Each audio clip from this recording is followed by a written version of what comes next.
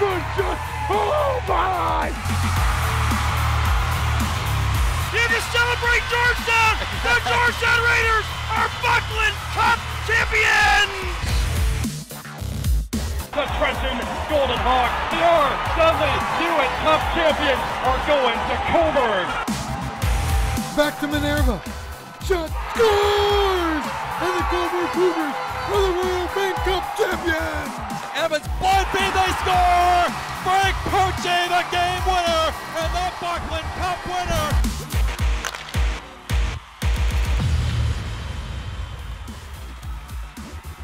Well, this was the big eat all season. We've been waiting for North York and Oakville to go head-to-head. It happened last Friday, finally. Highlights coming up in just a moment. This is the OJ Today.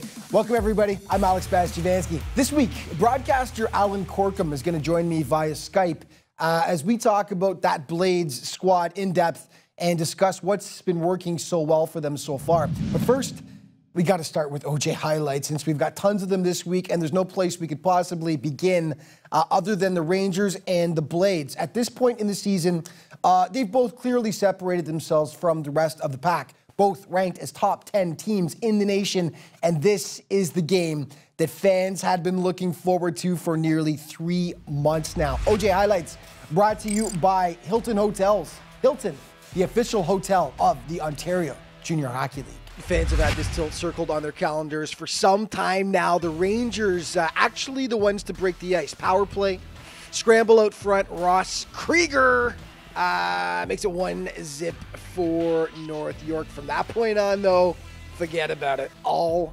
Blades late in the frame. Oakville on the power play. Jack Ricketts rips it home. All tied up at 1 apiece. Then just 40 seconds later, Harrison Israel's out front. He applies the tip, and Oakville up 2-1 at the break. Second frame, just 43 seconds in here, Spencer Kirsten will poke it in to make it 3-1 for the Blades. And then midway through the second, a brutal turnover by Joey Maziar. Stripped by Thomas Maya. He finishes, and 4-1 for Oakville. Rangers managed to get one back before intermission. Chris Elliott makes the initial stop. Graydon Gottschalk cleaning up the mess. 4-2 after 40. Third period, Oakville just runs away with it. Turnovers killing the Rangers on this night. Maziar's, he had a rough game. Coughs it up. Alan McDermott says thanks. 5-2 for the Blades. Buck 30 later, Jack Lyons point shot beats Jed Alexander. 6-2 Oakville. What the heck was going on?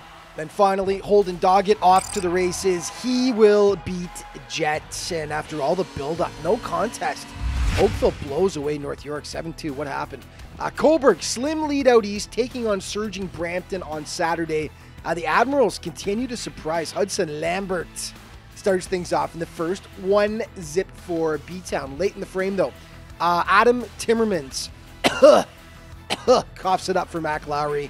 Past Travis Smith, all knotted up at 1 apiece. Second period now. Vincent Bonaiuto, just watch him go to work here, and this is pretty stuff. Sweet backhander. That makes it 2-1 for the Admirals. And then just before intermission, with the man advantage, Bonaiuto to Rocco Andreacci. 3-1 for Brampton. Third stanza, they keep coming. Aaron Dixon tips home Lambert's point shot, and 4-1 for the home squad. The Cougars did manage to get one back here. Marcelo Pericao, he hammers it home, but not enough on this day. However, Brampton adds one more to make it a 5-2 final over the Cougs. Okay, the Rangers trying to get things back on track. They'd actually lost 3 in a row when they faced the Patriots on Sunday, and their problems got worse. 3:49 in, Josh Redinger lowers the boom from the point. 1-0 TO. Rangers would equalize before the break, though. Cole O'Hara jumping on the big, fat, juicy, delicious rebound. Makes it 1-1. Second stanza, Pats retake the lead. Brett Bannister getting a couple of cracks at it, and it goes. Patriots back on top. It's 2-1. Third frame, all Toronto. 2-on-1 here. Jackson Alexiev to Paul Spatafora. Patriots up 3-1 at that point.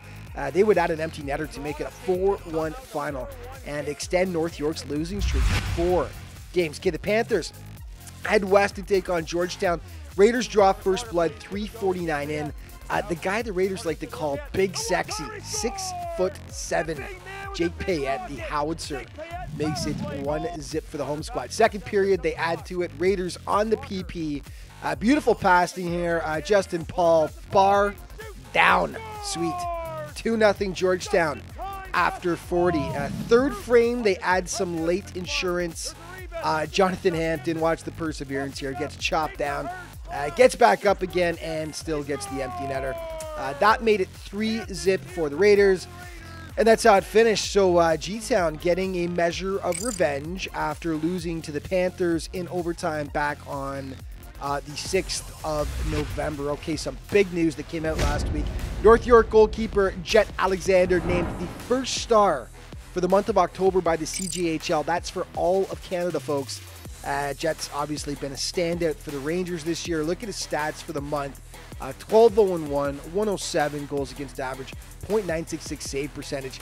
What's not listed in those stats is that Jet rang up an unfathomable 14 period shutout streak during North York's amazing 13-game win streak. Way to go, Jet. You deserve the honor. OJ trivia for this week. What OHL team is former Georgetown Raiders bench boss Greg Walters now coaching? Which OHL team?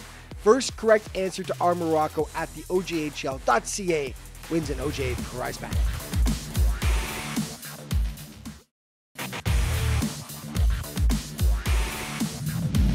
Hey everybody, welcome back to the OJ Today. So the Buffalo Junior Sabres have quietly gone about their business in the Northwest Conference this season, and while Aurora, and rightfully so Oakville, seem to get a lot more of the attention, don't sleep on those Sabres. The Americans have clearly elevated themselves into the upper tier of the conference with the third best record, and they were looking to keep the strong play going against Brantford at home. And the 99ers, one of the few teams in the West trying to catch Buffalo for second place. The Sabres would jump in front early though. Ty Glover, a sweet feed for Matthew Nero, 1-0 for the American boys. Just 10 seconds left in the period though.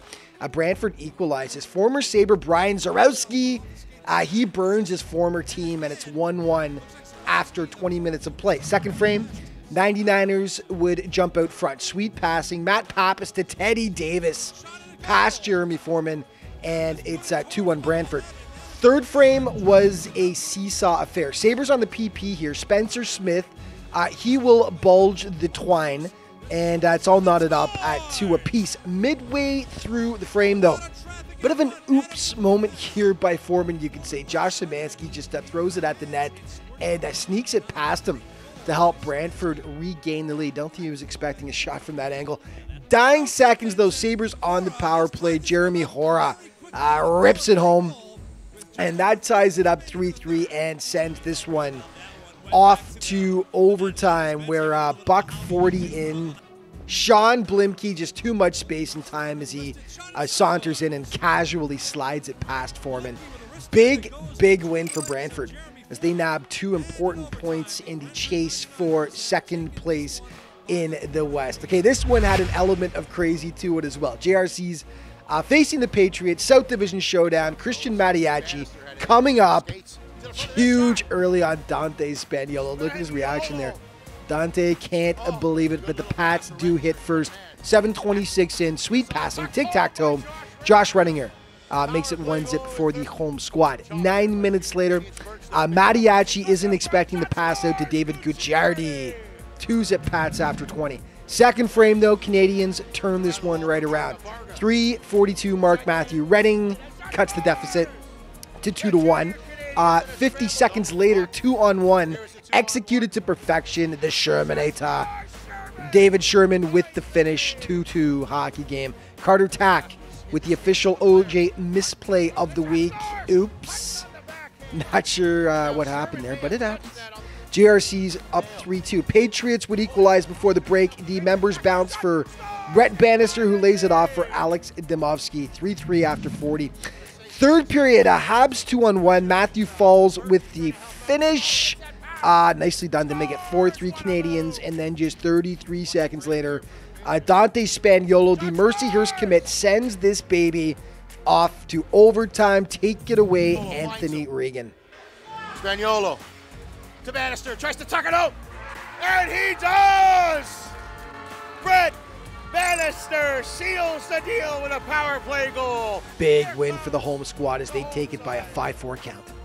Well, thus far, the high points have been few and far between for the Stouffville Spirit this season, who sit last in the North Division. And the forecast was a gloomy one for Saturday night. In 3 previous games this year, the Tigers had utterly mauled the Spirit. 3 straight wins, outscoring them 17-2 in the process. Well, obviously, Stouffville had revenge on its mind for those previous beatings because they pulled a shocker on the road. The Tigers had just knocked off the Spirit 4-1 the night before, but the script flipped on this day. A buck 14 in, Alex Lovisek, you're going to see that one again in the plays of the week. Beautiful. 1-0 for the Spirit. Just a minute later, though, Joseph Mitzi spins, rings it off the iron. Tyler Davis, easy little tap in. It's all tied up at 1 apiece. And then Landis Antonik, huge open ice hit on Ian Lemieux, laying the smackdown. Love it. Stouffville jumps back out front. Kostaminikis to Ritzvan. Mansidov, 2-1. Spirit at the break. Second frame, they keep on pushing. On the power play, Kenny Stiles, he will give them the 2-goal cushion. Third period now, Aurora pulling to within 1, and then Jack Irvine would no doubt love to have that one back from just inside the blue line. Ouch. That's a killer, but Irvine does redeem himself shortly after. Does he ever? Stacking the pads right there to rob the Spirit. Beautiful play with just under 5 minutes to go. The big man, 6'7", Steve McLean, snapping it past Andrew Albano. Not enough on this day, though. The Spirit get a measure of revenge, beating the Tigers for the first time in 4 games this season. Get the Royals and Les Canadiens going toe-to-toe from Scotiabank Pond. Markham hits first. Nick Davis on the doorstep past Matthew Mayhew. 1-0 for the blue and white. Midway through the period, Matthew Hubbard. Play of the week? You decide. Might be dishpan soft hands. 2-0 Royals. That's when the GRCs woke up, however. Eric Ciccolini, sneaky little backhand through Cal Shell. Cuts the deficit to 2-1.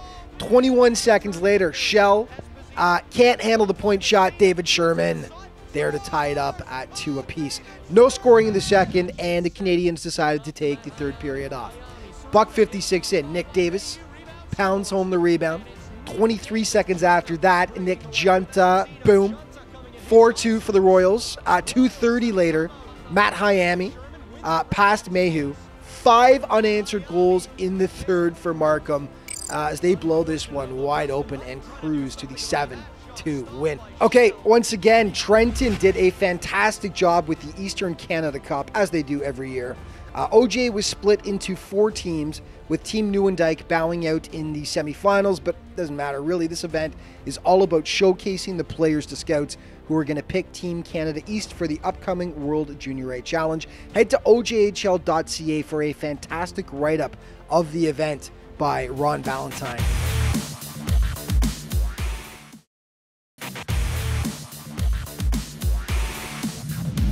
Everybody, welcome back to the OJ Today. And joining me now via Skype, the co-host of OJHL Rinkside on your TV, a guy who covers all the teams in the Halton region, so us focusing on the Oakville Blades is going to be good today because he knows them backwards and forwards. Alan Corkum, second time this year. Welcome back to the show, buddy.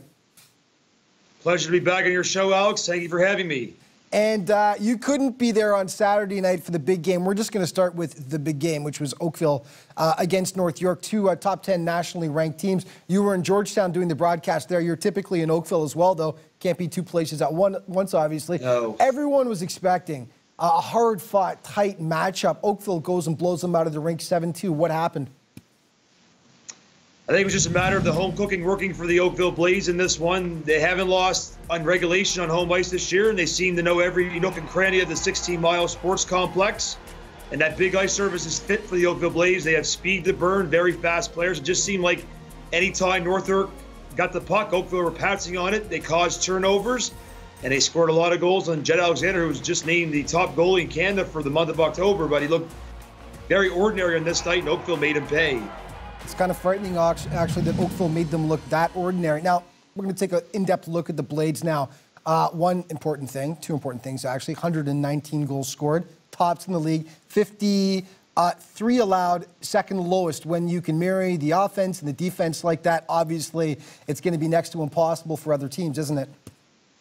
Yeah, for sure. I mean, they have very balanced scoring as well. They have 14 players that have 10 or more points in scoring, and 7 of those players have over 20 points, being led by Spencer Kirsten. We'll talk about him a little bit more probably as we go on, because he's the important player this year, 30 points, and just been a great run. It just seems like any night somebody else can step up to the plate and be the difference maker for the Oakville Blades. It doesn't have to be just Kirsten or Thomas Maya. It's like, can be Alton McDermott, Thomas McCown, Kyle Potsley just picked up. There's a lot of offensive weapons. Harrison Israel's, lots of guys in this lineup that can burn you very fast. Incredible balance. You mentioned all those guys. We're going to get to most of them in just a second. Start with Peyton Reeves, though. Deservedly named captain this year. He's a veteran on the team. Big, tough, puts up points, drafted by the Peterborough Petes in the OHL. Chose not to go that route. I'm shocked he doesn't have a commitment yet, actually. I'm sure he'll have one before the end of the year. But Reeves has really been a stand-up for them, hasn't he? Oh, he has. Definitely earned the seat for Mike Tarantino and the coaching staff. He's been a great force in the back end, picking up the slack when Matt Kellenberger, who was the defensive quarterback last year in the power play, left to go play university hockey. He's picked up the slack, and he's been doing a great job back there, always on the power play. Lots of crisp passing to the forwards, and that's why he's getting lots of points. They're helping him out, and I don't think it'll take long for Reeves to get a NCAA or CIS commitment before the end of the season. I would assume he'll have something. Right. You mentioned before Spencer Kirsten, Thomas Maya, top 2 in scoring for this squad. Commitments for both of them. I want to make sure I get it right. Kirsten to Princeton, Maya to RIT. Both commitments were made last year, but they're top 2 in scoring, and they've just been lighting it up, haven't they? Oh, they have for sure. And they just seem like any given night they can get a goal or two, excite the crowd in Oakville or wherever they play, and it's just. They have a big supporting cast there as well, so it's not just those 2 players performing on offense, but it helps to have those 2 players in your lineup, and a lot of great players, a lot of offensive weapons, and that team is built for speed because of the Olympic-sized ice surface in Oakville, and that's probably one of the differences why they won that big game against North York on Saturday night. Yeah. We have to talk about Garrett Pike. He's actually tied, I believe, for second in scoring on the team. He's a defenseman. Tops in OJ scoring for all D-men. Absolutely, he's been a total stand-up for this guy. Again, kind of shockingly, no commitment so far, and he's got good size too, 6'1". Another guy that you expect to see on that commitment list by the end of the season, though. Yeah, for sure. He hits a lot of bodies. He's a big brute force back there for Oakville, getting lots of points, and he also plays the defensive side of the game as well. So it's not just the point total that's big for Garrett Pike. He's also an unsung hero in that team. You said we don't talk about him very much in the team. It's all the big weapons, but he's back there doing his job, getting the points, making the big hits, the smart defensive plays to get the puck out of his own end, and he's been a great defensive rear guard for Oakville this year. Finally, in goal, anyway, let's talk about Chris Elliott and Will Barber. Just a 1A and 1B this year so far. They basically split the duties between the pipes. Both of them have just been incredible. I mean, you look at that goal total, second lowest in the league so far. But as we both know, of course, going forward into the playoffs, goaltending depth, absolutely essential, whether it be because of an injury that takes one out or maybe one guy has an off night. It's good to know you got the other guy who can come in and give a solid performance. Goaltending depth so important down the stretch, and Oakville's got it with those 2 guys. Absolutely. That's like, as you said, Alex, you nailed the nail on the head. They got to play. They got 2 great goalies. If one stumbles a little bit, the other one can just step in and take over. So right now, Will Barber is 9-1-1 on the year. He has a goals against under 2, a save percentage at almost .930. He's been on fire. He's been the one that was just brought in this year. He's the younger of the 2 goalies. Chris Elliott is the veteran of the Oakville Blades. He's 9-2, has a couple of shutouts as well. So any given night, you can put any of these goalies in. They can step up to the job. I know Elliott's been a bit shakier of the 2, but he still can get the job done for Oakville. So no worries for Mike Tarantino in the back end for sure. That's one position they don't have to improve on before the trade deadline, that's for sure. Absolutely. We've got about a minute left, so I'm just going to throw this out there, Alan. We're going to ask you a blanket question here. They knock off North York, who everyone looked let's put it this far into the season, North York was looking like it was going to be them, and Oakville is the two top teams at least that have separated themselves at the moment. Yeah, Whitby, Cobourg, Aurora, but really it was looking like North York and Oakville. Oakville blows them out of the water. I know it's early to say, but for you right now, is Oakville looking like they're going to be the Buckland Cup favorites this year? I would have to say yes, because covering them as much as I do for your TV, they've been looking pretty good. They don't seem to have any blemishes on that lineup. The offense is firing in all cylinders. The defense is very strong. A couple of big scorers on the back end, and the two goalies, Will Barber and Chris Elliott. I talked to their assistant coach, Mark Edwards, before one of the games, and he said the key number is 4. Any game that the Blades have scored 4 or more goals this year, they've won. So that's why they have such an offensive weapon. We're out of time, buddy. Thank you so much for your analysis, as per usual. We'll have you on again. Take care. We'll see you next time. Awesome. Thanks, Alex. Thanks for having me. All right, more OJ Today coming up in just a moment.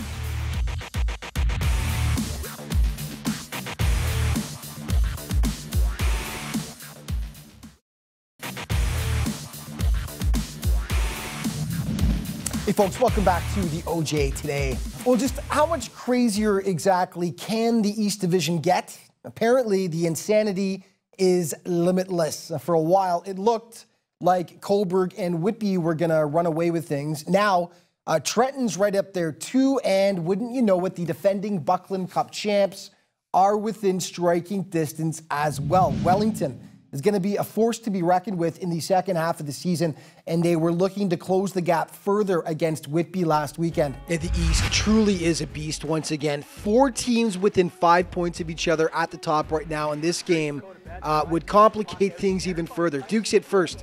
Tyson Gilmore to Elijah Gonzalez. 1-0 visitors. 10:09 mark, however, Ian McKinnon rips the point shot past Olivier Lafreniere. 1-1 at the first intermission. Second frame now, Ryan Smith to Greg Smith.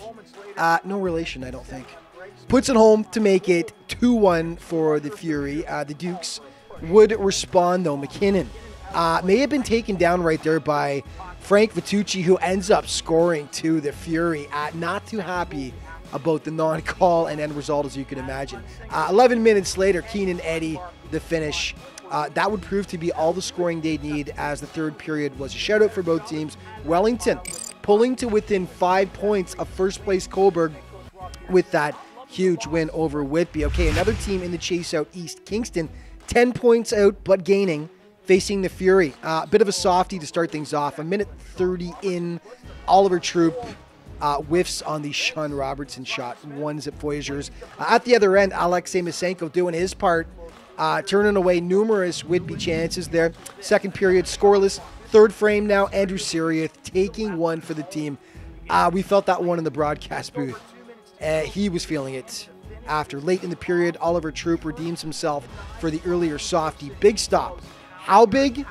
Moments later, he goes to the bench. Ian McKinnon, deflection out front to tie it up, and that forces overtime. Second OT now, Adam Kim off to the races. And yeah, he plays hero for the V's, beating Troop and giving Kingston the huge 2-1 win. Don't sleep on the Voyageurs in the second half of the season. I think they're going places. The Cougars crossed the border to face the Sabres in Buffalo, and the Cats were on fire in the first, just $1.07 in. Weird one to start things off. Adam Trotman, pocket picked out front. The puck goes in, and Michael Bushey can't believe his good luck. 47 seconds later, Sabres can't clear their zone. Matt Hobbs just kind of throwing it at the net. Andrew Farah definitely should have had that one. 2-0.